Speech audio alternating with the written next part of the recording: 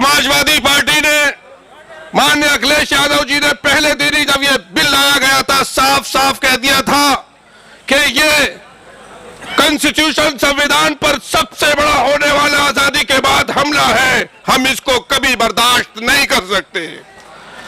दलितों के ऊपर जो अत्याचार हो रहा है, आदिवासियों के हुकूक जो खत्म हो रहे हैं और सिखों के मामलात में जो दखलंदाजी हो रही है, ये क्या तमाशा रखा है? आप समझते हैं हम कब तक बर्दाश्त करेंगे? देश की जनता के लोग, देश की जनता के मूड को पहचानिए। सारा ईवीएम से नहीं चलेगा, मुल्क संविधान से चलेगा। अगर कोई इस गलतफहमी में है तो उसको गलतफहमी दूर कर लेनी चाहिए। 24 के पैगाम ने, इंतखाब ने पैगाम दिया है। मुसलमानों के साथ मैं अपनी बात खत्म कर रहा हूं। जिस तरह से मजाक किया जा रहा है कि उनके मजहबी मामलात में दखलंदाजी की जा रही है, यह बीजेपी वो पार्टी है जो एक मुसलमान को सारे मुल्क में एक सीट लोकसभा की नहीं दे सकती। वो वक्त की रक्षा क्या करेगी, हिफाजत क्या करेगी? ये वो लोग हैं कि जिनके मिनिस्टर के सामने लंदन की सड़कों पर देश का अपमान हो और इनके चेहरे पर कोई रंगत इनकी बदले ना, कोई उस पर स्टेटमेंट ना आए। ये कौन लोग हैं? देश की जमीन अरुणाचल और हिमाचल में खिसक रही है जमीन, उसके ऊपर सरकार ने आके मत लिए। ये सिर्फ हिंदू मुस्लिम इशू को उठाकर लड़ाकर अपनी सरकार को मजबूत करना चाहते हैं। मैं अपनी बात को खत्म कर रहा हूं इस पैगाम के साथ कि ये लड़ाई लंबी है। ये लड़ाई उन अंग्रेजों के गुलामों से है जिन्होंने देश के साथ कभी अहद वफा नहीं किया, और ये देश के उन वफादारों से है जिन्होंने 100 साल तक देश की धरती को बचाने के लिए, देश की इज्जत और फकार को बचाने के लिए अपनी जानों की कुर्बानियां दी हैं। लेकिन मैं एक मशकूर भी हूं, मोदी सरकार और आरएसएस का मशकूर भी हूं, शुक्रिया भी अदा करता हूं कि उन्होंने देश की सोई हुई आवाम को जगाने का काम किया है। अब बात असल मुद्दों पर होगी, लड़ाई झगड़े की बात नहीं होगी। ये होली के अवसर पर बहुत लोगों ने चाहा लेकिन कामयाबी नहीं मिली, इसलिए कि हिंदू मुसलमान अब ये चाहते हैं कि इत्तेहाद के साथ, मोहब्बत और भाईचारे के साथ मुद्दों पर देश की तरक्की के लिए बात होगी। अब नफरत की सियासत इस मुल्क में बंद होगी और वक्फ बोर्ड एक बड़ा इशू है, इस पर हम सब लोग, सारे हिंदू मुसलमान सिख ईसाई सब मुत्तहिद हैं। अगर हिंदू इंडोमेंट में किसी क्रिश्चियन का दाखिला नहीं हो सकता, हत्या के मामला यह है कि हमारे दलित भाइयों को भी दाखिला नहीं मिलता है, मंदिर धोए जाते हैं, तो आप कैसे मुस्लिमों को वक्फ बोर्ड में तो शामिल कर रहे हो? आर्टिकल 26 का उल्लंघन कर रहे हो, इसको बर्दाश्त नहीं किया जाएगा। मैं अपनी बात को खत्म करता हूं, बहुत शुक्रिया। साथियों, I am here to extend my party's CPI, Bharatiya Communist Party's full-fledged support to fight against this bill. CPI already expressed its position very clear. हम एक हिंदू मुसलमान ऐसा इश्यू समस्या नहीं है, यह देश की धर्म निरपेक्षता की समस्या है, सेकुलरिज्म का समस्या है। साथ लड़ेंगे हम, कहीं ना कहीं ये बिल को हटा देंगे, इसलिए हम साथ हैं पूरा देश में। ये देश का जनता का और देश का भविष्य का सवाल है, सिर्फ मुसलमान जनता का सवाल नहीं है, सभी का सवाल है, देश का भविष्य का सवाल है।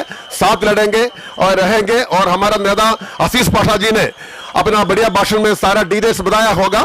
मैं आपके साथ हूं, समर्थन देता हूं। हम सदन का अंदर भी जितना कर सकता उतना करके इसको हटाने के लिए कोशिश करेंगे। बहुत बहुत धन्यवाद। बहुत शुक्रिया जनाब। मैं अभी 2-3 लोग रह गए हैं।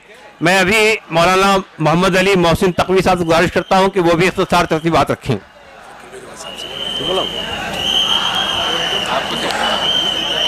बिस्मिल्लाहिर्रहमानिर्रहीम। हजरात,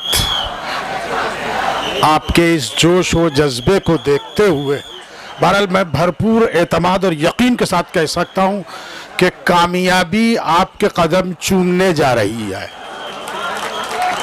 ये आपका जोश ईमानी है कि जो आपको यहाँ लेके आया है, वरना माह मुबारक रमज़ान में रोज़े की हालत में आपसे अगर ये कहा जाता कि आप महंगाई के खिलाफ आंदोलन में जो है धरना देने के लिए चलिए, आप कभी नहीं आने वाले थे। आपसे, हालांकि ऐसा नहीं है कि ये महंगाई जो है वो मसला नहीं है, बहुत बड़ा मसला है। और सरकार की देखिए जहाँ तक वो यानी पॉलिसी है कि मुसलमानों की ज़मीनों को, मुसलमानों की मस्जिदों को छीन ले, वहीं एक उसका एक अहम मकसद ये भी है कि उसकी नाकामियाँ जो हैं वो इस तरह के मुद्दों से जो है वो छिपाई जा सके। ये सिर्फ इसी मकसद के लिए हो रहा।